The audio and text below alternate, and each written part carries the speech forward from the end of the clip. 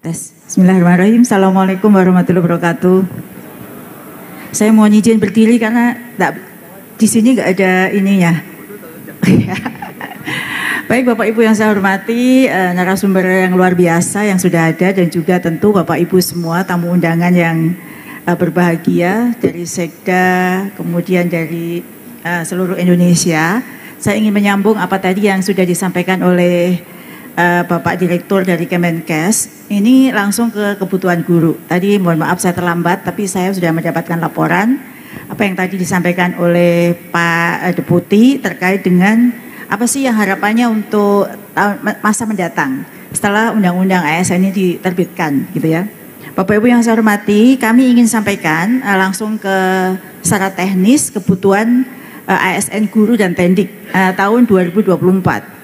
Ini Bapak Ibu, ini ada visi besar perencanaan kebutuhan guru dan tendik yang menjadi visi kami untuk pemenuhan kebutuhan guru yang saat ini masih banyak kekosongan. Karena tidak bisa boleh turun ya Pak, nggak kelihatan dari sini.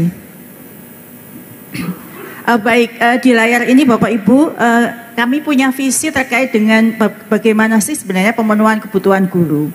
Jadi kami ingin satuan-satuan pendidikan di wilayah Bapak Ibu semua itu terpenuhi kebutuhan guru yang berkualitas. Jadi bukan hanya asal ada guru begitu ya, tapi guru yang berkualitas pada sekolah negeri karena ini ASN ya, pada satuan pendidikan negeri secara tepat waktu dan menjamin kualitas dan kesejahteraannya gitu. Nah di sini ada situasi saat ini dan apa akibatnya. Lalu penyebabnya kenapa dan apa akibatnya. Nah situasi saat ini pemenuhan guru di satuan pendidikan belum berjalan dengan optimal.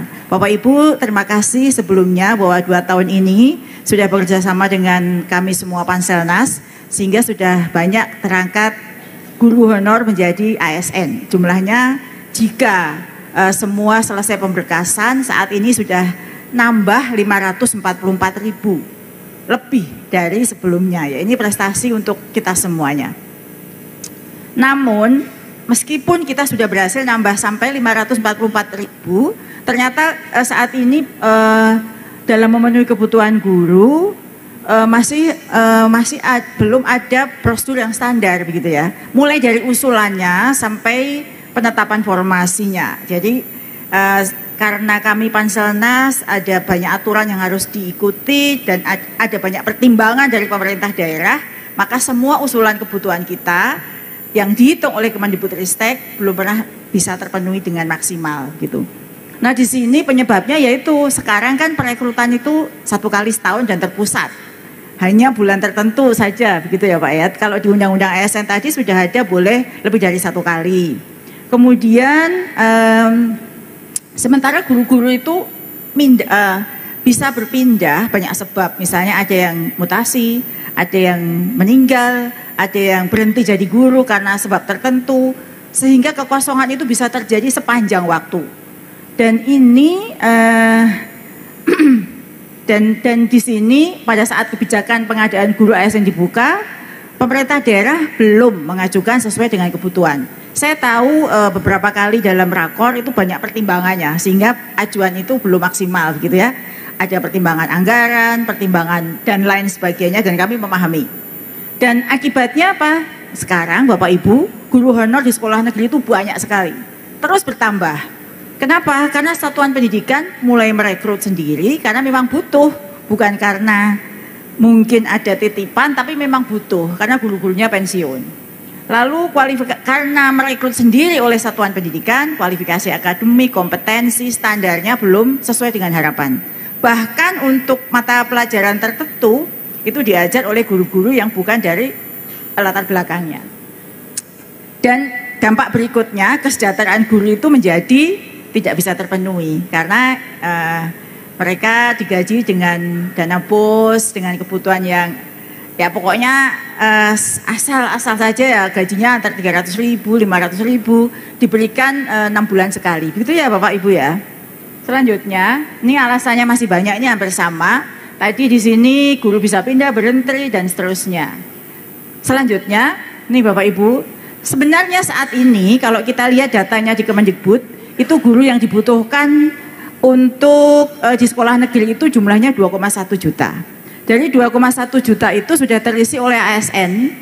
ASN ini sudah 56%, alhamdulillah. Ini berkat Bapak Ibu semuanya. 56% ini termasuk lulusan P3K tahun 2021. Jadi 1,294.000 atau 56%-nya itu sudah ASN, luar biasa. Dan diisi lagi yang oranye itu adalah P3K tahun 2022. Kita tambah lagi ASN 250.000 lebih. Itu berkat Bapak Ibu semuanya. Karena Bapak Ibu bersedia mengajukan formasi dan mengangkat. Jadi sudah banyak ya. 56% tambah 11%. Jadi sudah 67%-nya ASN. Tapi masih ada guru-guru yang mengajar di satuan-satuan pendidikan kita itu non ASN. Jumlahnya 363.760 jumlahnya yang ngisi. Tapi sebenarnya kalau kita ngitung berdasarkan rasio kebutuhan hanya butuh 363.000. Namun Bapak Ibu yang ada di sekolah-sekolah ASN itu jumlahnya sampai 529.000 lebih. Jadi numpuk-numpuk. Makanya ada yang ngajarnya sedikit karena sebenarnya kebutuhan hanya 363.000, yang ada 529. Ada kelebihan non ASN yang sekarang sekolah-sekolah negeri itu 166.000. Sedangkan sebenarnya kalau kita pakai logika sederhana, kekurangan ini bisa diisi oleh yang tadi ada di satuan pendidikan.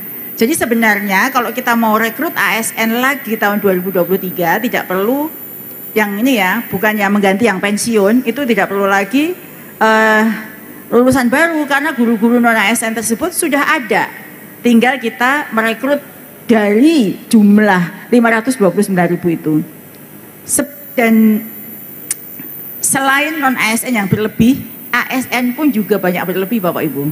Jadi kalau sekarang ada di sekolah-sekolah Bapak Ibu yang mengeluh tidak dapat TPG padahal di ASN karena di situ berlebih, numpuk. Nah, saya sebenarnya sangat mohon ini dari pemerintah daerah meredistribusi sekolah-sekolah yang numpuk di kota-kota tadi agar mereka bisa mendapatkan haknya dan juga kita bisa memeratakan guru ini. Yang numpuk itu sampai 41.000 lebih.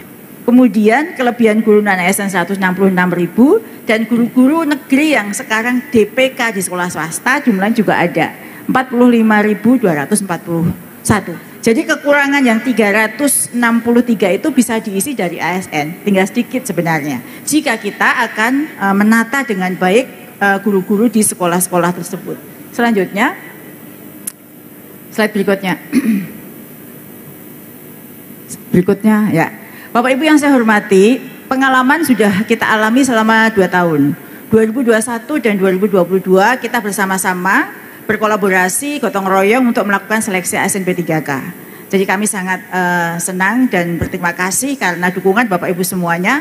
Semua proses ini bisa kita jalani dengan baik. Namun semua proses ini masih belum sempurna karena 2 kali kita melakukan usulan formasi 2021 dan 2022. Mohon bisakah dikembalikan paparannya? Saya kalau nggak ada kepean nggak tahu angkanya. Nah, ini kembali ke slide tadi supaya cepat sudah dilihat Pak moderator. Di sini tahun 2021 dan 2022 yang warna biru itu kebutuhan, yang warna oranye itu formasi yang lulus. 2 kali ini kita rata-rata di bawah 50%. Sehingga meskipun kita sudah berhasil melahirkan ASN, mengangkat ASN 544.000 lebih, tapi masih ada kekurangan tahun 2023 itu dibutuhkan 601.000, itu sudah akumulasi dari kekurangan sebelumnya, usulannya hanya 296.000. Sehingga menurut perhitungan kami tahun 2023 diproyeksikan kita masih perlu penuntasan ASN ini. Jika semua daerah kita semua bergotong royong, maka selesai tugas kita 305.000 lagi. Dan tahun 2025 kita sudah mulai membuka lembaran baru. Dan kami juga menghitung bahwa selama ini tahun 2021-2022 Tendik belum pernah diusulkan dalam P3K. Dan kami sudah menerima audiensi dari banyak asosiasi, forum-forum Tendik, kami menghitung kebutuhan Tendik itu 82.701. Nah Bapak Ibu, kalau ini tahun ini kita nanti bersama-sama dengan dukungan dari Kemenkyu tentunya, dengan dukungan anggaran, kita usulkan 305.000, maka selesai Bapak Ibu.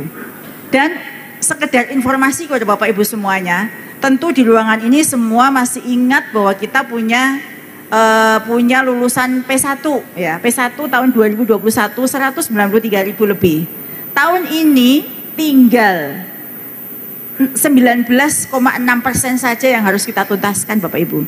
Kami berterima kasih tahun 2023 ini Bapak Ibu bersedia melakukan banyak penyesuaian sehingga tahun 2023 kita bisa menempatkan 50.000 lebih P1. Dan dengan segala upaya yang kita lakukan bersama, karena banyak sekali pertimbangan dan faktor, bukan pertimbangan sebenarnya, banyak sekali sebab, misalnya oversupply, misalnya sebab-sebab lain, maka masih ada 12.279 itu yang belum bisa kita tempatkan tahun 2023. Mereka adalah P1 atau prioritas 1 atau guru lulus PG seleksi 2021. Nah tahun ini, tahun depan hanya tinggal 12.000 lagi. Mari kita selesaikan bersama-sama supaya kita punya hutang bersama-sama ini selesai. Berikutnya, nih Bapak Ibu, kami sampaikan bahwa setelah, tadi saya sampaikan kita akan buka lembaran baru ya Bapak Ibu. Jika tahun 2024 kita semua selesaikan dengan ASN P3K, mengusulkan 305.000 formasi tadi, maka mulai tahun berikutnya kita formasi itu hanya sebesar guru pensiun, sebesar guru pensiun saja. Kita lihat di sini mulai tahun 2025 hanya butuh 61.000 lagi Pak Aba. Maka nanti kita sudah mengusulkan bagaimana kita bisa terintegrasi dengan catatan kita tuntaskan tahun 2024 ini semua kekurangan guru, maka hanya yang akan pensiun di tahun 2025 61.000 saja formasinya. Kami siapkan Bapak Ibu. Jadi Bapak Ibu tidak perlu lagi mengangkat guru honor yang tidak sesuai, karena kami punya PPG prajabatan yang akan meluluskan guru dengan beasiswa untuk ditempatkan di satuan-satuan pendidikan Bapak Ibu yang gurunya pensiun. Maka sampai kami ada direktorat PPG, ada direkturnya di sini. Dan seterusnya, sampai seterusnya, maka setiap tahun kebutuhan formasi hanya mengganti guru pensiun. Dengan catatan tadi, kita semua tuntas sehingga lembaran baru bisa kita mulai, visi kita untuk guru-guru berkualitas itu bisa terpenuhi. Selanjutnya, nah Bapak Ibu, Pak Menteri pernah mengusulkan wacana menjawab tadi tantangan dari Kemenpan RB bahwa setiap daerah sebaiknya punya talent pool ya, sehingga pemerintah daerah kalau butuh guru saat itu juga ada yang meninggal, ada yang pindah, ada yang mutasi gitu, tidak perlu lagi pusing-pusing rekrut. Nah kami sudah siapkan, usulkan saat itu dengan nama Ruang Talenta Guru. Ruang Talenta Guru ini sebenarnya adalah satu database. Kalau dulu Pak Menteri menyebutnya marketplace ya, itu sebenarnya Ruang Talenta Guru. Bagian dari manajemen talenta guru yang dimulai dari in-service, yaitu Ruang Talenta. Isinya adalah database yang bisa dilihat, dipakai oleh pemerintah daerah, PPK di daerah, untuk melihat sebenarnya di daerah saya ini sudah ada berapa sih guru yang eligible untuk diangkat. Mapelnya apa, jenjangnya apa, kami siapkan di dalam database Ruang Talenta Guru, dan para PPK bisa melihat, oh aku sudah punya nih, kalau ada guru pensiun bisa langsung diganti. Isinya adalah guru-guru yang lulus seleksi dan lulusan PPG Prajabatan yang siap diangkat. Lalu jadi ada dua sumber suplai, guru-guru yang sekarang ini seleksi masuk, kemudian lulusan PPG Prajabatan. Nah, Ruang Talenta Calon Guru ASN ini bisa kapan saja dilihat. Jadi kami menyiapkan supply untuk calon ASN ini adalah sejumlah kebutuhan daerah tersebut.